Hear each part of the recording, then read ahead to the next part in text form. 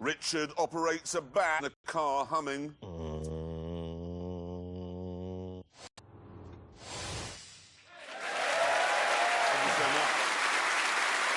It's a bit of a Ford-based show because we were staggered to hear the other day that they're thinking of pulling the plug on the Mondeo. Losing the Mondeo is a bit like, well, losing the royal family. Yeah, and if that happened, someone would make a documentary about it. Quite, which is why we decided this week the Grand Tour should make a documentary about the passing of Ford's medium-sized family saloon. It's exciting stuff.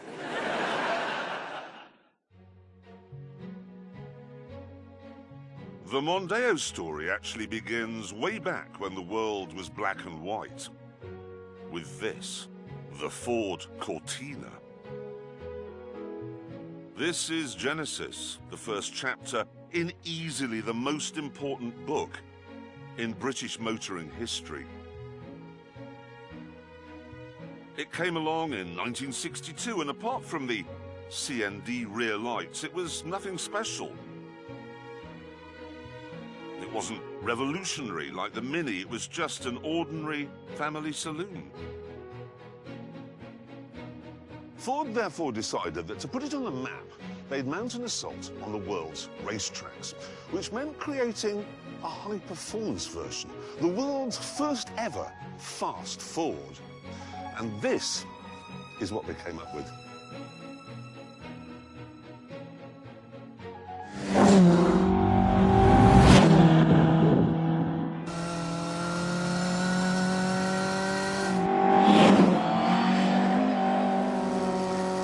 Life doesn't get much better than this. Cadwell Park, sunny day, Mark 1 Lotus Cortina. This thing is a riot. Go.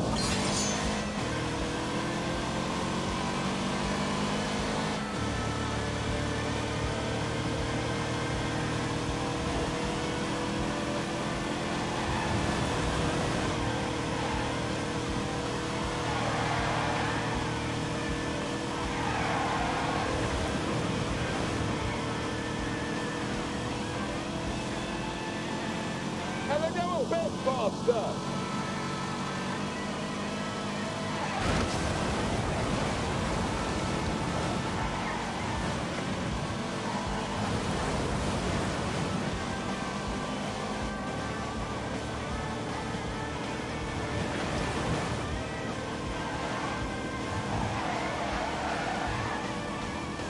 Right, onto the straight.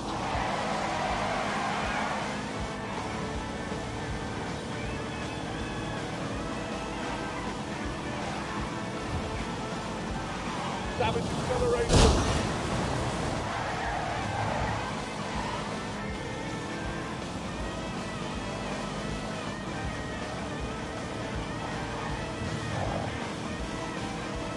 Come on, turn.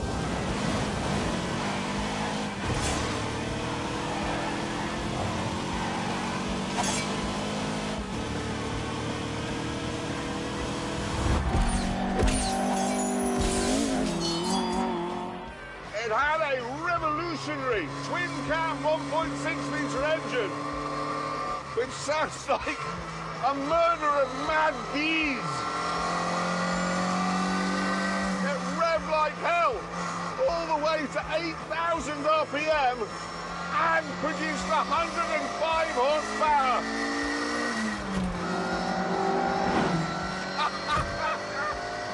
Oh, wow! The result was some spectacular performance. The road cars would do 108 miles an hour, and in race trim, that shot up to 145. That was the stuff of spaceships back then. And best of all, if you were really on it, it would lift the front wheel in the corners. On the downside, it didn't stop properly, and there was very little grip. So it was an oversteer mentalist.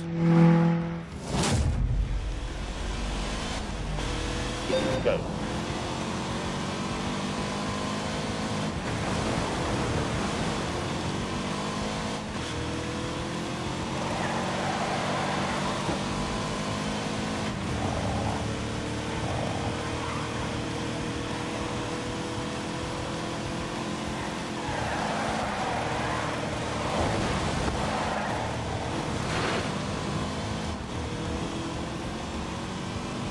Now we go on to the really fast bit.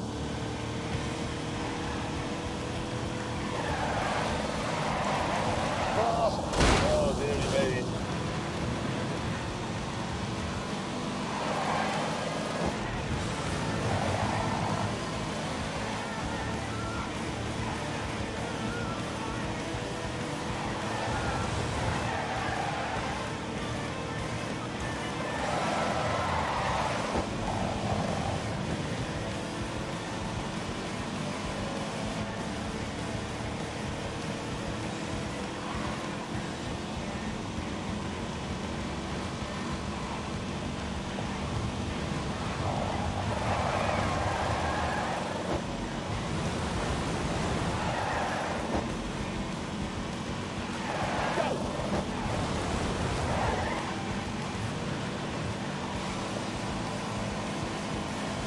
It was also astonishingly brittle.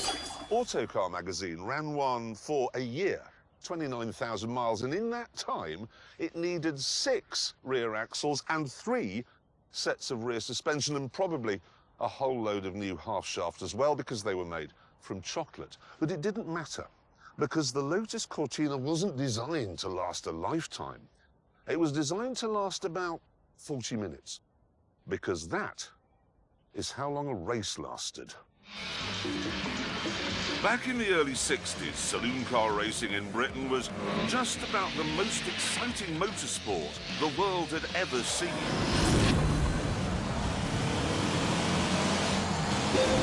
Come on. Yeah!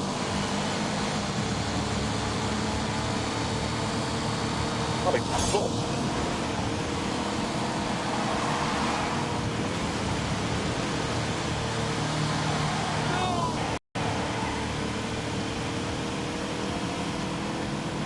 God, that looks tricky.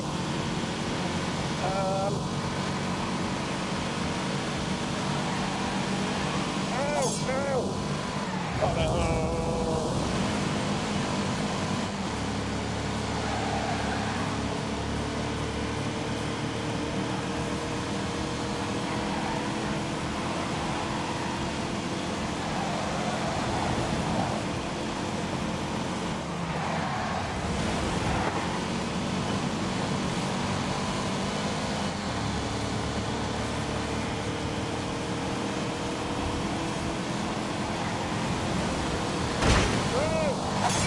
Oh, for God's sake.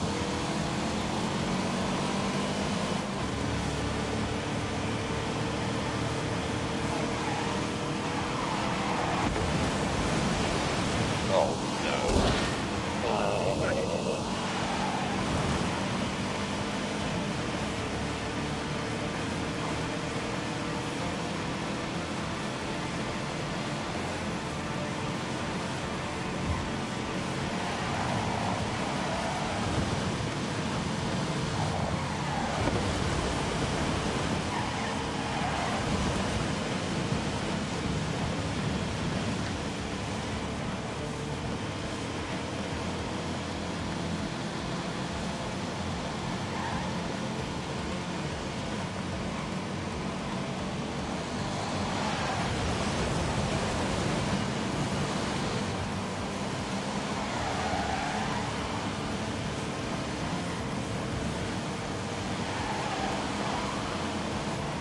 Quite scary through here. Drive carefully. No! Oh, cool.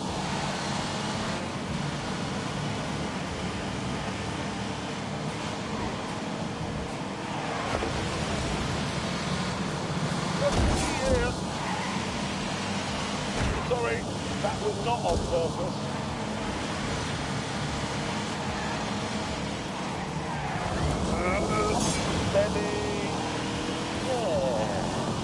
Look at that for a tidy line. The massive American Fords would roar down the straights, and then in the corners, the army of Minis would be right back at them. It was beautiful, snarly chaos. But when the dust settled, it was the Lotus Cortina that was doing the winning. It actually won the championship in 1964, and it didn't only shine on the tracks. In 1966, it won the RAC Rally of Britain.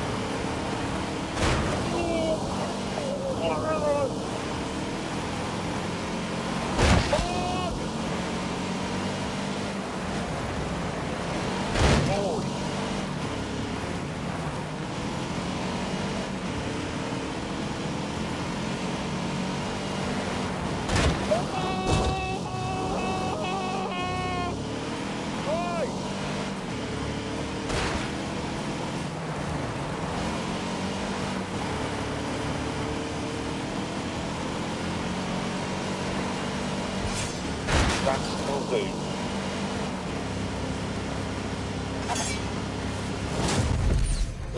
At this point in history, rationing had only just given way to the Rolling Stone, and the glamorous Cortina caught the mood of the moment perfectly. It was exciting, the first car ever that made the ordinary family man feel special, like he wasn't just a downtrodden cog. These were the best-selling cars Britain had ever seen by miles.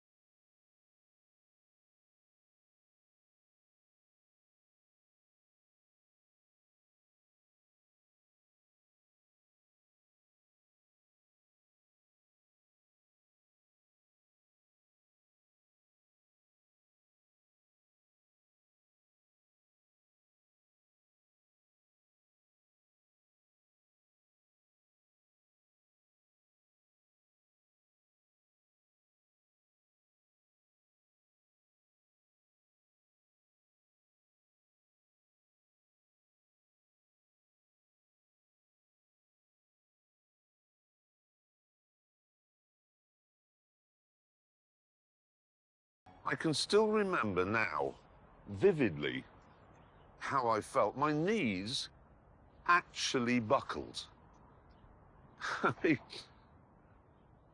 The hairs on the back of my neck are rising now in exactly the same way as they did on that autumn day 50 years ago. I can also remember the enormity of the hug I gave my dad, because I was just so proud of him. I mean, he had an E. An E stood for executive. My dad had a 1600E. And that meant he was better than the Duke of Edinburgh. Later, in South Wales, another young boy called James May went through the exact same thing. I was at my mate Andrew Jones's house, just up the road from ours, when his dad came in and said that my dad had just arrived home and he had a new car. So, I went outside, and there, parked next to the curb, was a brand new Cortina GXL.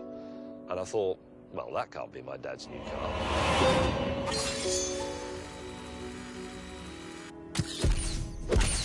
But it was.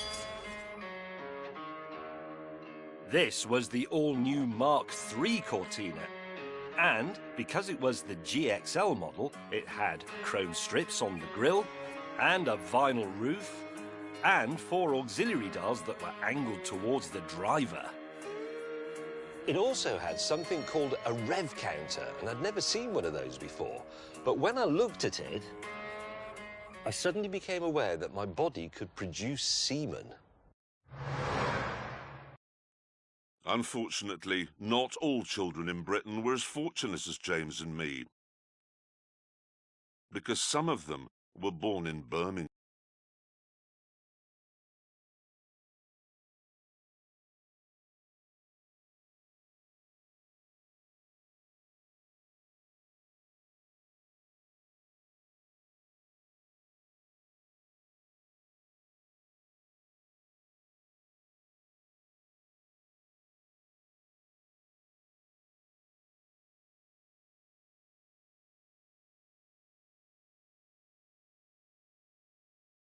prayed, but it wasn't.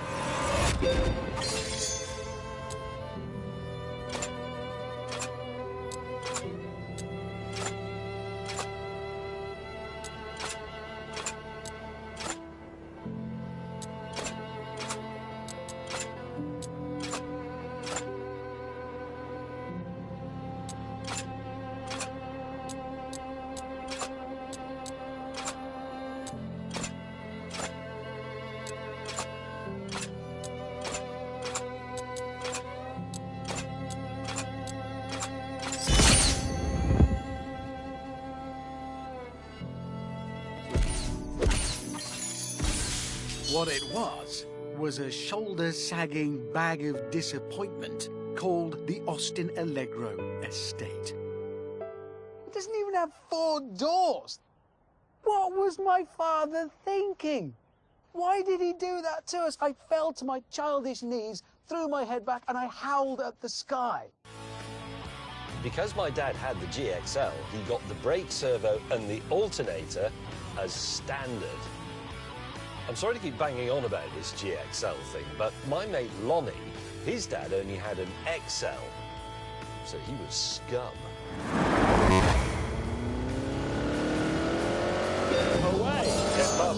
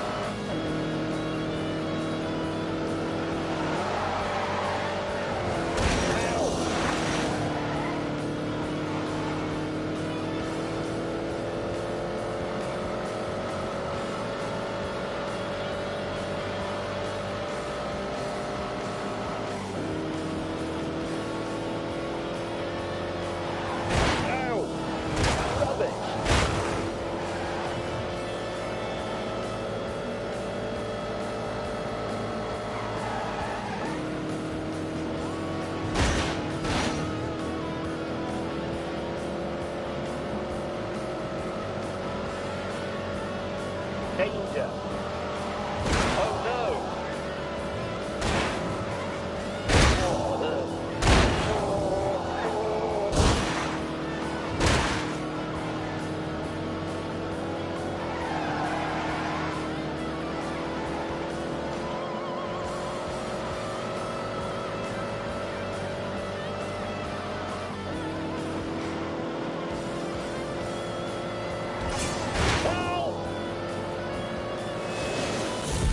I've never driven one of these before, and to be honest, I never wanted to, because that really would be meeting a childhood hero. I love it, though. Thanks, even better now, can't you? What about this one? That's it. Outside of Birmingham then, everyone, young and old, was in love with Ford's four-door saloon. Because of this love affair, Ford sold a Cortina somewhere in Britain every 47 seconds. In 20 years, they sold 2.6 million of them.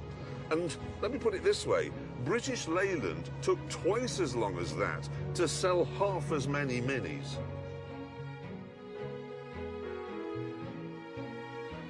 The Cortina then had become a part of the fabric of Britain. It was the nitrogen of our existence. But on the 22nd of July, 1982, Ford pulled the plug. And that was the end of that. Sad story, of course. Yeah, But it's a great story. It goes on. Yeah. You feel better? That's it.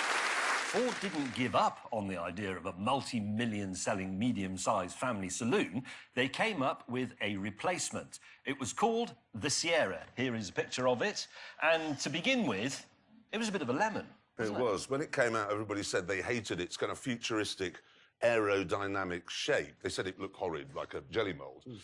And then everybody worked out the aerodynamics didn't even work. Another problem was the motor trade hated it because that plastic front end, if you had a crash, it would boing back into shape, which was all brilliant, but you didn't know that everything behind it was actually smashed to pieces.